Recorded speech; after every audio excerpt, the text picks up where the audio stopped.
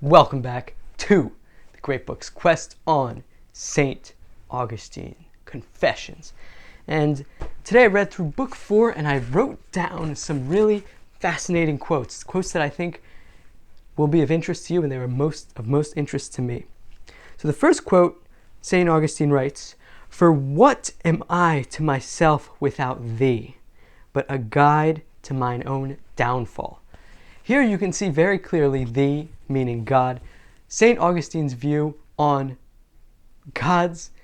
how God should be present in our lives. Basically, we're screwed without God, is his belief. Because what are we without God? A guide to our own downfall. Keep that in mind as you study St. Augustine. Now, he also writes, someone was offering him, asking him to sacrifice an animal.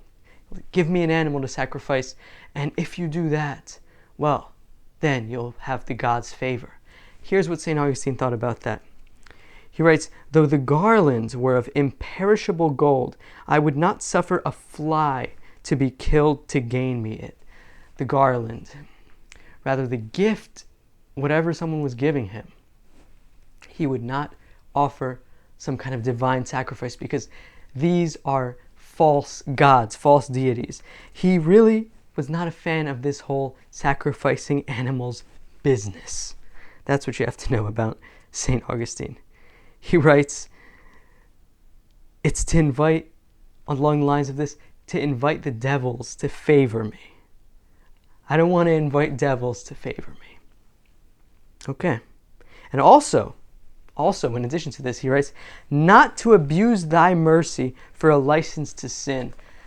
This one resonates with me because in the Christian worldview, it's all about sin and forgiveness, and it's kind of a cycle, repentance and whatnot. So a lot of people, a lot of human beings, since we're human, we fall into this trap of, because I am forgiven for my sins, that means I am free to keep sinning.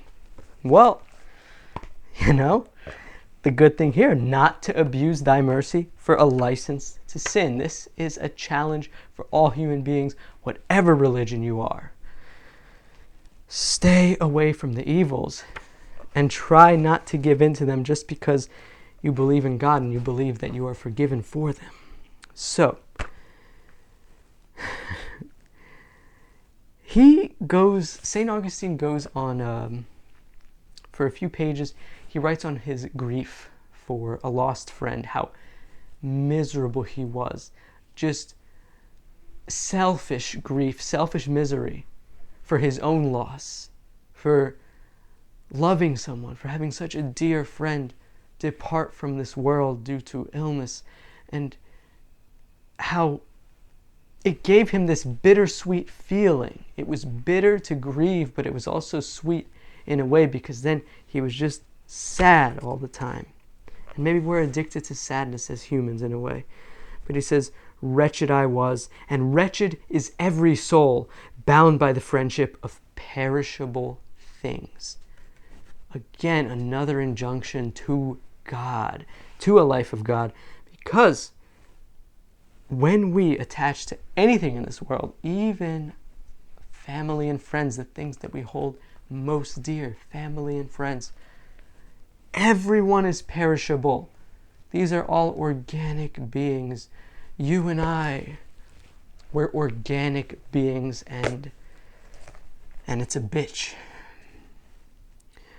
Finally, he had a quote here. He went on another course of writing in this book 4, about how easily he read the books of the liberal arts without aid, and just how he understood everything. And St. Augustine, how I wish I had that skill as well. I've had to work hard to comprehend all of these liberal arts books, including yours.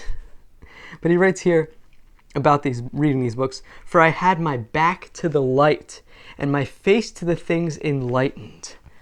So this is a really interesting quote, because when you have your face to the things enlightened, you are consuming the work of another person who sought out wisdom. Perhaps it is regurgitated wisdom. When you read this book, it's not the direct experience of wisdom. It's trying to ascertain wisdom through someone else's writings.